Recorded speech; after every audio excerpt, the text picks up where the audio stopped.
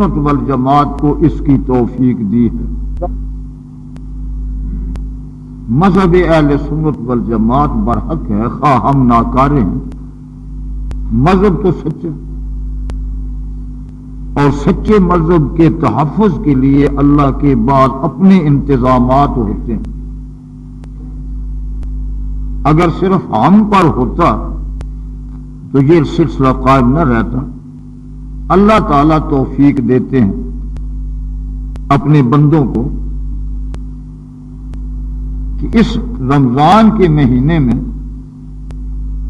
زیادہ سے زیادہ قرآن مجید پڑھیں، سنیں، اور بھائی یہ اوپر لکھا کرو کیسا ہے۔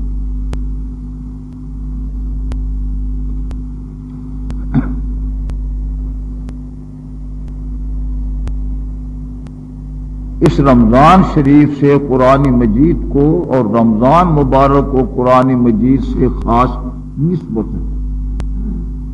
جتنا بھی کوئی پڑھ سکے اتنا ہی تھوڑا۔ تو اہل سنت والجماعت کو اللہ نے یہ خصوصی توفیق دی ہے کہ جہاں بھی کوئی ہے حافظ، وہ قرآن مجید سنا رہا ہے، خواہ وہ امریکہ میں ہے، خواہ وہ افریقہ میں ہے، خواہ وہ انگلینڈ میں ہے، یہ اللہ کی طرف سے توفیق ہے۔ اور جہاں کوئی 10 سورتیں پڑھانے والا امام ہے، حافظ نہیں ملا، تو 20 تراویح میں قرآن مجید کی تو وہ سورتیں پڑھتے ہیں خاتون۔ اور بعض وہ مسجدیں ہیں جہاں غیر رمضان میں کوئی امام نہیں ہوتا، نہ نماز با جماعت ہوتی ہے، لیکن رمضان شریف میں وہاں کا بھی انتظام لوگ کرتے۔ کوئی سنی مسجد ایسی ہوگی کہ وہاں سنی مسلمان ہوں اور رمضان مبارک میں نماز یا تراویح نہ پڑھی جائے۔ یہ اس لیے ہے کہ یہ قرآن مجید کی حفاظت کے اسباب میں سے گویا یہ رمضان شریف ہر سال قرآن مجید کے نزول کی سالگرہ ہے کہ ہر سال اس مہینے میں قرآن مجید زیادہ سے زیادہ پڑھ دے۔ اللہ تعالیٰ سب کو توفیق عطا کرے۔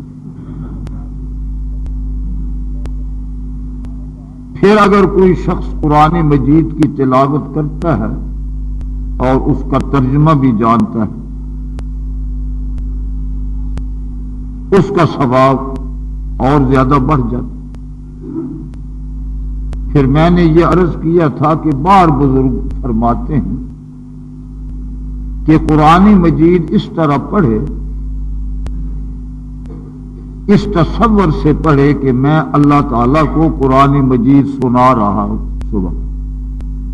تصور، نظر تو وہ نہیں ہے تو وہ قریب شاہ رگ سے نظر۔ تو کتنا بڑا فیضان اس بندے کو پہنچے گا جو اپنی جگہ قرآن مجید کی تلاوت کر رہا ہے، کسی آدمی کو نہیں سنا رہا۔ تصور اس کا یہ ہے کہ اللہ تو میرے نزدیک ہے، اللہ تو میری آواز بھی سنتا ہے، میرے دل کا حال بھی جانتا ہے، یہ اسی کا کلام ہے، اسی کا قرآن ہے، اور میں عاجز بندہ اسی اپنے رب کو قرآن سنا رہا۔ یہ بزرگوں کے اپنے اپنے روحانی حالات، بات اس سے بھی اوپر تصور رکھیں۔ تو بہرحال جو حال بھی ہو، ہر مسلمان اور سنی مسلمان ہمیشہ قرآن مجید پڑھے، لیکن خاص کر رمضان شریف میں اس کی تلاوت جو ہے وہ جتنی زیادہ کرے اتنی سمجھو کم ہے۔ ہر حرف کے بدلے 10 نیکیاں ملیں۔ یہ سورت جو میں نے پڑھی ہے اس کا نام ہے سورت الفرقان۔ فرقان قرآن مجید کا لقب ہے۔ دوسرے پارے میں جو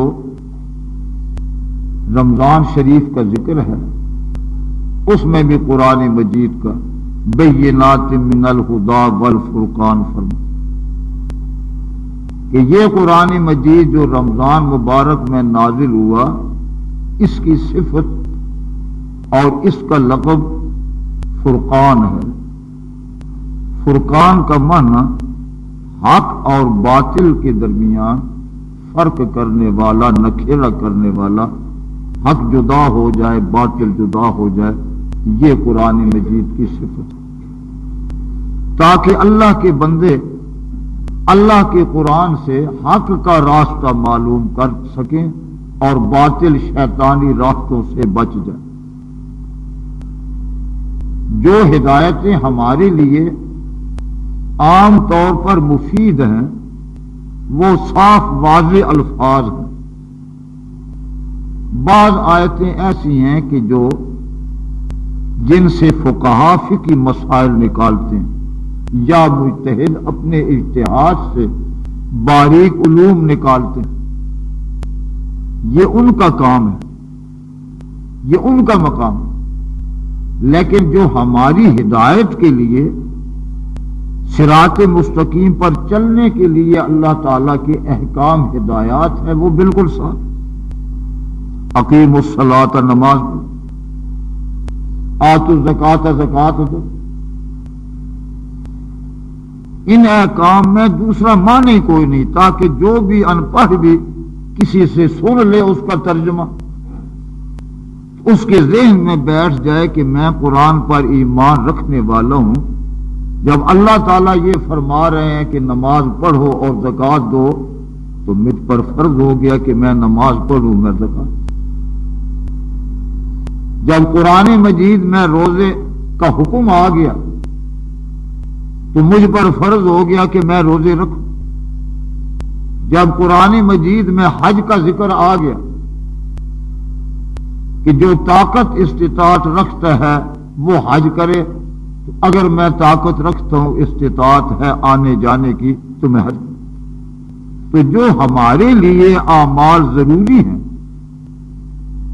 جن میں ہماری نجات ہے، وہ قرآن مجید میں جا بجا بالکل صاف ہے، یا جو عقائد بنیادی ہیں، ضروری ہیں، توحید کا ہے، رسالت کا ہے، قیامت کا ہے، ملائکہ کو ماننا ہے، پہلے پیغمبروں پر ایمان لانا ہے، قرآن مجید میں صاف سری آیت۔ یہ اس لیے عرض کر دیا کہ جب قرآن مجید میں بعض لوگ یہ پڑھتے ہیں وَلَقَدْ يَسَّرْنَا الْقُرْآنَ لِلذِّكْرِ فَهَلْ مِن مُدَّكِرٍ، کہ ہم نے نصیحت کے لیے قرآن مجید آسان کر دیا بندوں کے لیے، اس میں آسانی ہے کہ قرآن مجید سے وہ نصیحت اور ہدایت حاصل کر سکیں۔ کیا کوئی ہے نصیحت پکڑنے والا؟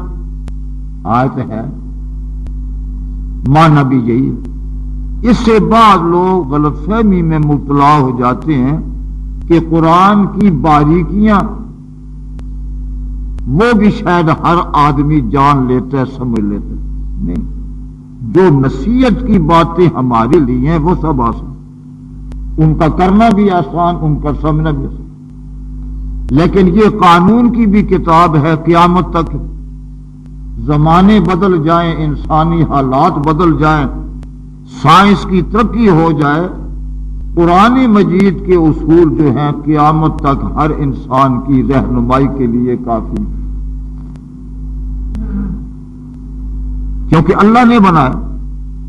انسان تو ایسا قانون بنا ہی نہیں سکتا، نہ کہ زمانے کے حالات بدل جائیں تو اس کا قانون سب پر فٹ آ جائے۔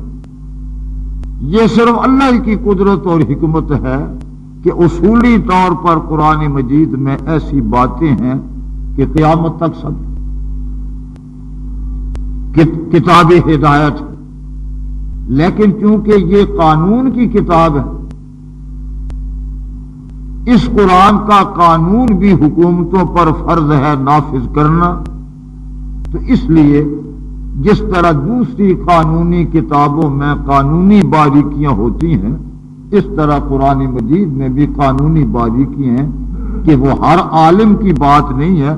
جن کو اللہ نے باریک سمجھ، نور بصیرت اور اجتہادی قوت عطا فرمائی ہو، وہ انہی آیات سے وہ باریک مسائل جو ہیں وہ سمجھ لیتے۔